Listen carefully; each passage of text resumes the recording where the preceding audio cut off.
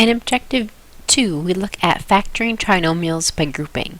And again, we're looking at factoring the type of polynomial that has a coefficient of x squared, some constant in front of x squared that is not 1. And we're going to factor them by the technique of grouping. Okay?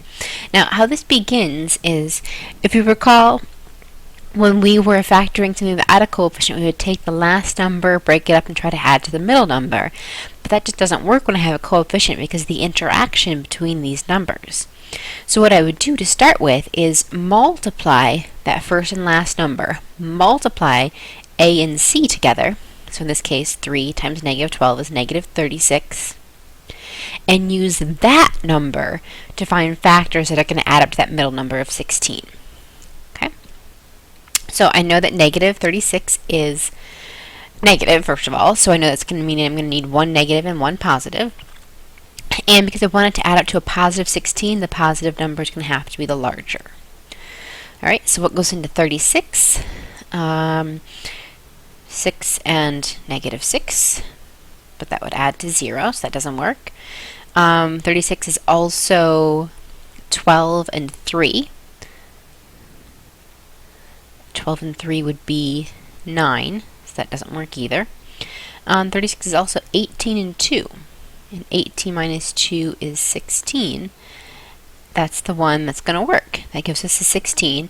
It's positive because we've got a positive 18 and a negative 2.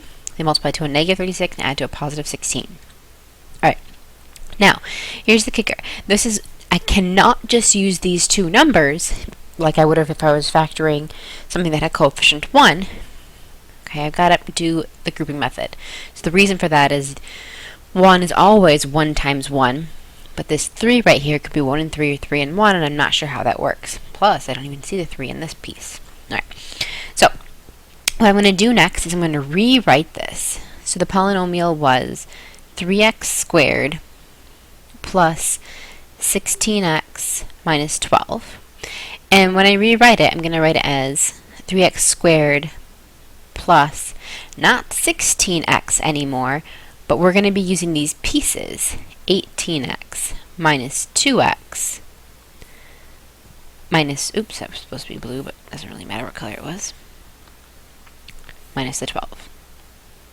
Okay, so what we're doing is separating this 16x right here into the two pieces that are going to work to make the 36.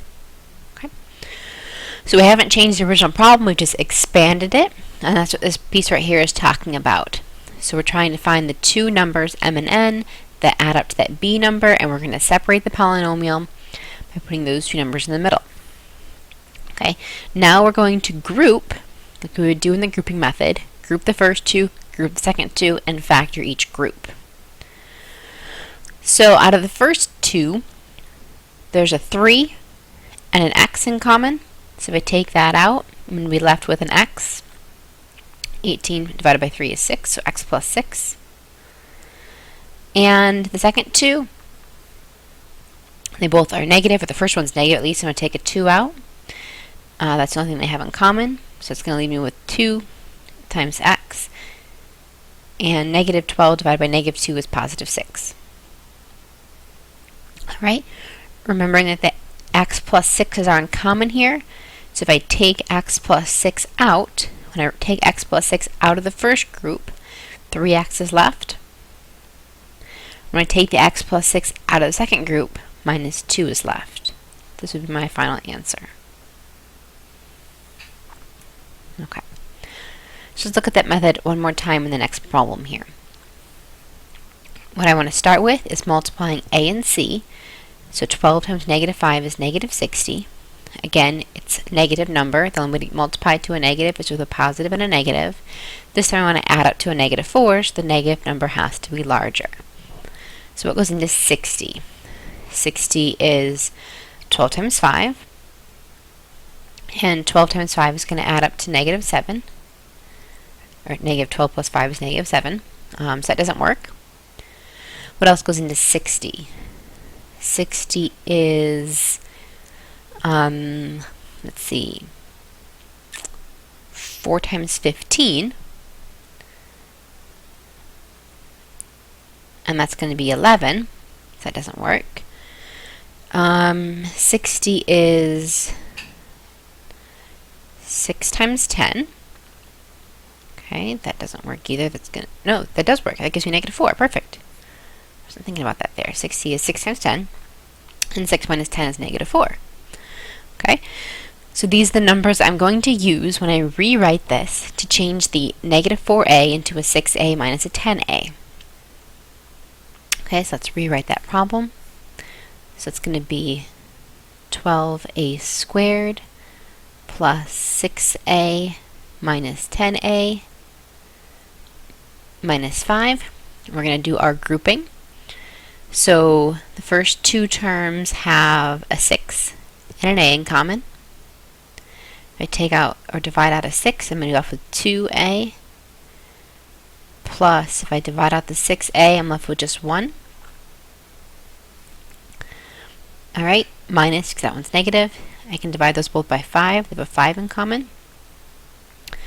Negative 10 divided by negative 5 is 2a. And negative 5 divided by negative 5 is 1. So it's partially factored here. Now I can continue to factor because they have the same group. So I'm going to take the 2a plus 1 out. First term will leave me with 6a. Second term with minus 5. And we're factored.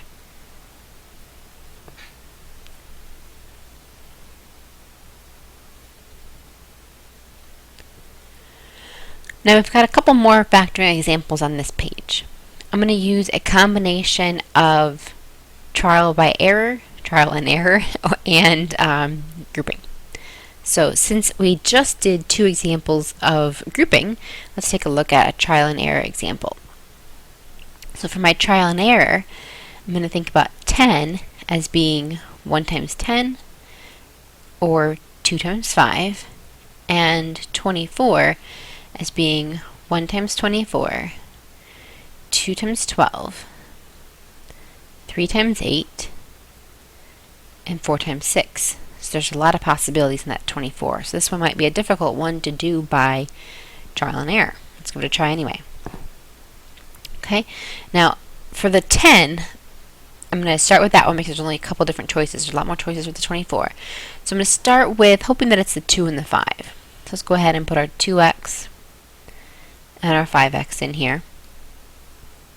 And let's try to work through some of the possibilities with the 24. Okay. So let's start with the, let's say, 1 and 24 I'm going to throw off. I'm not going to start with that one because I think it'd probably be too large. So let's start with the 2 and the 12. Okay, so the 2 and the 12. Let's see. So that would give us 2 times 12 is 24x, and 2 times 5 is 10x. I gotta think about my signs right here. This is negative, so 1 positive and 1 negative, which means they're going to end up subtracting. I don't know yet which one I want. I want the bigger one to be positive, it looks like. Okay, so those are going to subtract to 14x, and that doesn't work. I need to get 1. So let's try again. Alright, let me make that eraser a little bit bigger for next time. So let's try again. 2 and 12 didn't work in that order. Would it work in the other order? Okay, in the other order, 2 times 2 is 4. 5 times 12 is 60. So that one's no way. That's going to be negative 56x. So I can see that one doesn't work.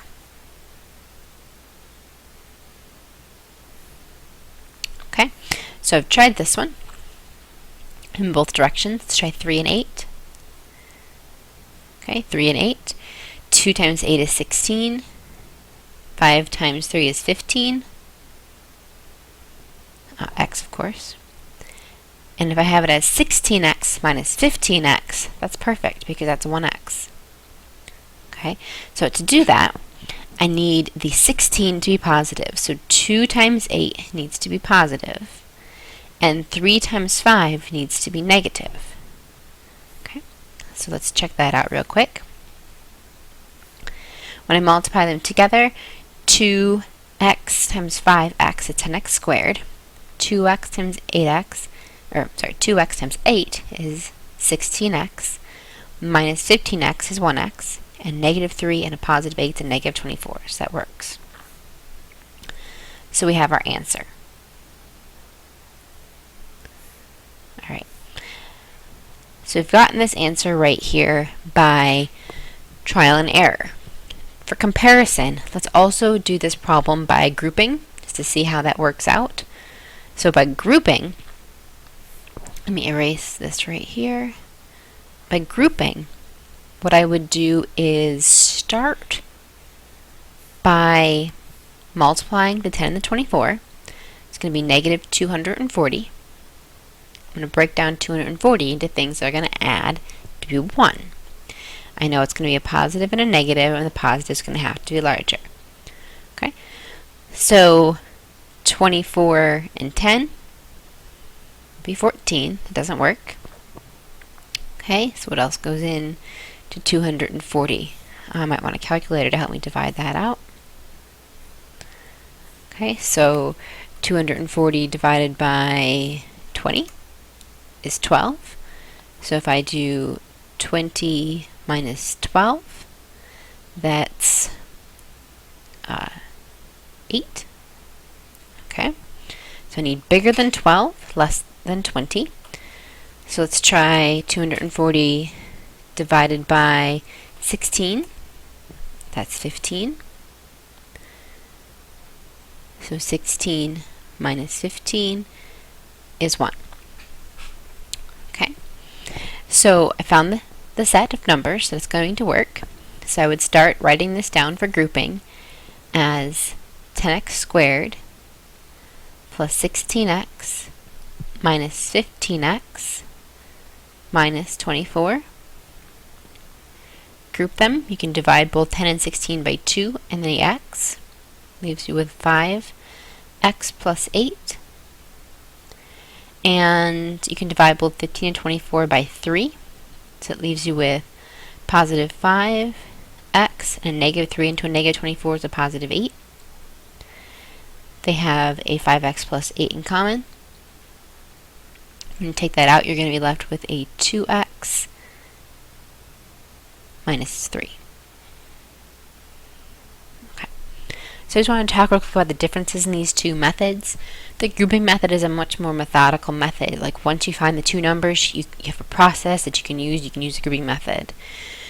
In my guess and check method, there were 2 for each of the first one and 4 for each of the second one, so there would have been 16 different possibilities I would have had to try, and I happened to find it on the third one, so I got pretty lucky on those.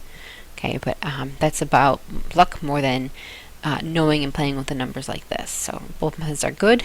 Both can take some time depending on how long it takes us to find the right combination of numbers. Alright, I'm going to stop this video right here and we'll do the last couple examples in the next one.